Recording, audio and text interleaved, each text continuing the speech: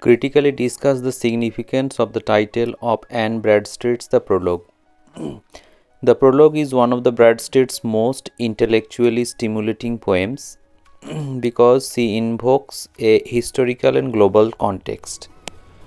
Prologue কবিতা তোমরা দেখতেই পাচ্ছ এখানে most intellectually stimulating poems কারণ she invokes a historical and global context. এখানে একটা ঐতিহাসিক এবং বিশ্বব্যাপী একটা কনটেক্সট প্রেক্ষাপট তুলে ধরা হয়েছে। দ্য প্রোলগ রিফ্লেক্টস, এখানে প্রোলগ কবিতাটা রিফ্লেক্ট করছে the struggles of being a women, একজন মহিলা হওয়া ইন এ পিউরিটান সোসাইটি, একটা পিউরিটান সোসাইটিতে। Women were not allowed to right literature and to publish ইট, মেয়েদের অধিকার ছিল না বা অনুমতি দেওয়া হতো না লিটারেচার লেখা এবং সেটা প্রকাশ করা। ইন দ্য প্রোলগ কবিতায় দ্য অ্যান ব্র্যাডস্ট্রিট সাকসেসফুলি অ্যান্টিসিপেটস, অ্যান ব্র্যাডস্ট্রিট খুব সুন্দরভাবে বা সফলভাবে অ্যান্টিসিপেট করেছে, অনুমান করেছে the American mentality dominated at that time express through some features, কিছু বৈশিষ্ট্যের মাধ্যমে যে আমেরিকান মানসিকতা ছিল সেই সময় সেইটাকে তুলে ধরা হয়েছে। নেক্সট প্যারা, the title of the poem suggest A Prolog, এই টাইটেলটা সাজেস্ট করছে একটা প্রোলগকে, অর্থাৎ কবিতার লেখার আগে যে ইন্ট্রোডাকশন বলতে পারো তোমরা, টু এ নিউ লাইফ, একটা নতুন জীবনের ইন নর্থ আমেরিকাতে। It is also considered as a preface, এটা একটা প্রিফেস হিসেবে ধরা হচ্ছে two the American poetry discourse, আমেরিকার কবিতার যে ডিসকোর্স সেই ক্ষেত্রে। ইন দ্য ফার্স্ট স্ট্যাঞ্জা, প্রথম স্ট্যাঞ্জাতে সি সাজেস্ট দ্যাট, তিনি ইঙ্গিত করছেন যে that she will not talk about subjects, তিনি সেই সমস্ত বিষয়ে কথা বলবেন না লাইক হিস্ট্রি অ্যান্ড পোয়েট্রি, যেমন ইতিহাস এবং কবিতা, because she is as a women, কারণ তিনি একজন মহিলা হিসাবে নট কোয়ালিফাইড অ্যান্ড ওর্দি, যোগ্য নন, এনাফ, যথেষ্ট, টু রাইট অন দেম, সেই সমস্ত বিষয়ে লেখার জন্য।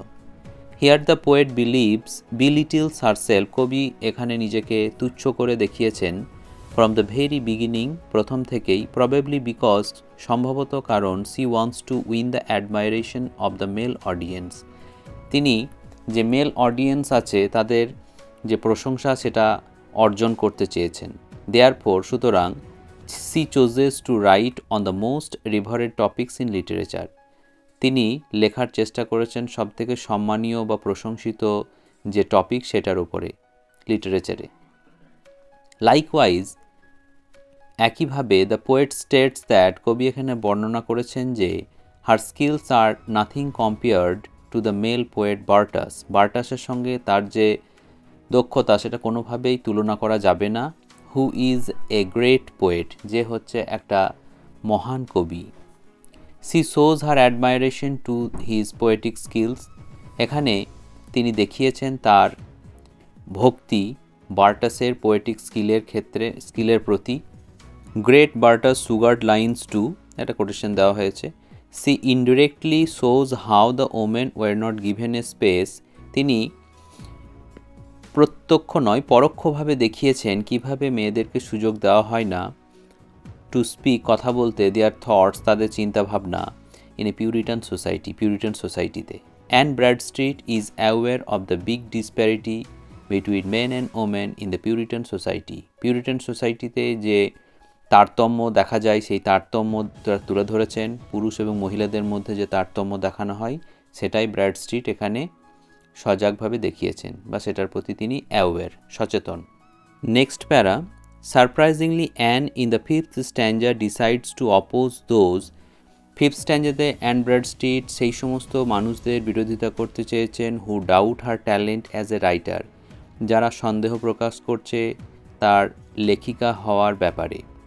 হেন, সুতরাং, the poetess shifts from the ironical voice to a more restless tone to defend their talents and skills, এখানে ব্র্যাডস্ট্রিট আইরনিক্যাল টোন থেকে অনেক বেশি রেস্টলেস টোনে, অস্থির ভঙ্গিমাতে পৌঁছে যাচ্ছেন টু ডিফেন্ড দেয়ার ট্যালেন্টস, মহিলাদের যে প্রতিভা, অ্যান্ড স্কিলস, যে দক্ষতা, সেটাকে প্রমাণ করার জন্য।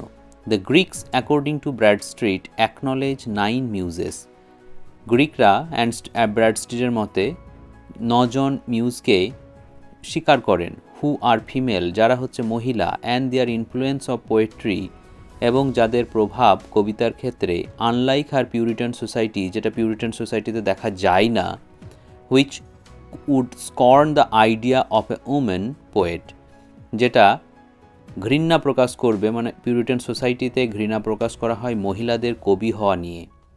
হোয়াট এ সেম, কি লজ্জার বিষয়।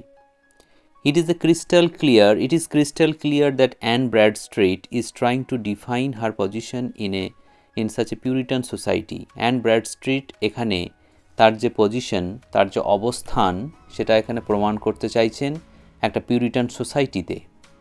And to find her own identity, এবং নিজের যে আত্মপরিচয় সেটাকে তিনি খুঁজে পেতে চাইছেন।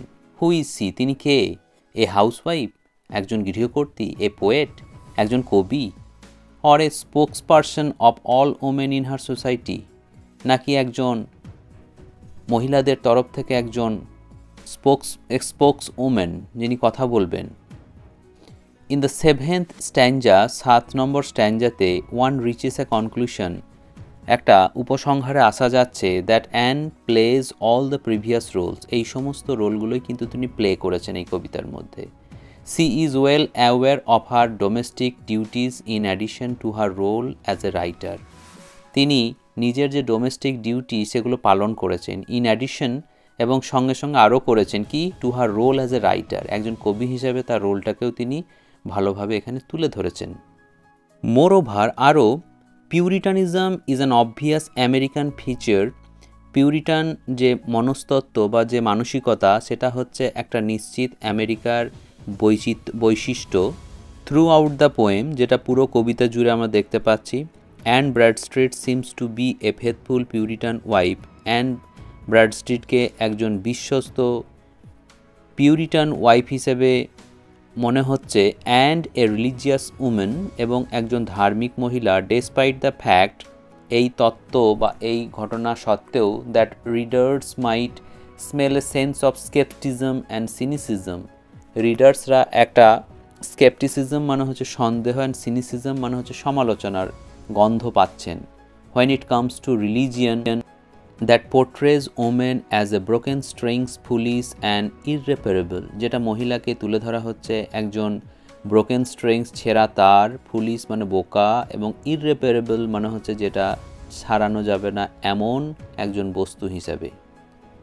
লাস্ট প্যারা, টু কনক্লুড, উপসংহারে, the prologue is a prologue to American life, prologue হচ্ছে একটা প্রোলগ, অর্থাৎ একটা ভূমিকা আমেরিকার জীবনের ক্ষেত্রে। This poem shows the dichotomy, এই কবিতাটা দেখাচ্ছে সেই দ্বিধা, ইন দ্যাট পিউরিটান সোসাইটি, সেই পিউরিটান সোসাইটিতে, divided into man and women, যেটা বিভক্ত, যে উভয় সংকটটা বিভক্ত কার মধ্যে, পুরুষ এবং মহিলাদের মধ্যে, যে পার্থক্য, যে তফাৎ।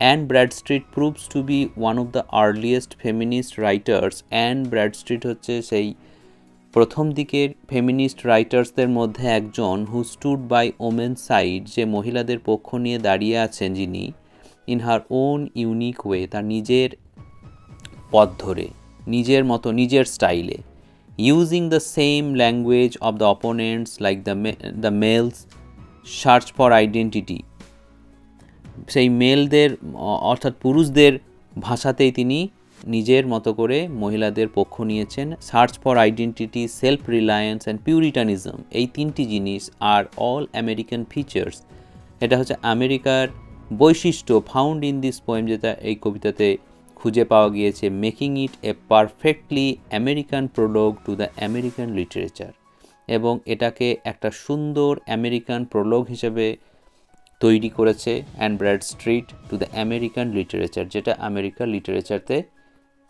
পাওয়া যাবে, দেখতে পাওয়া যাবে। তাহলে এটাই হলো দ্য প্রোলগ থেকে টাইটেল বা আমেরিকান ওয়ে অফ লাইফ, অথবা Anne Bradstreet's attitude towards the poem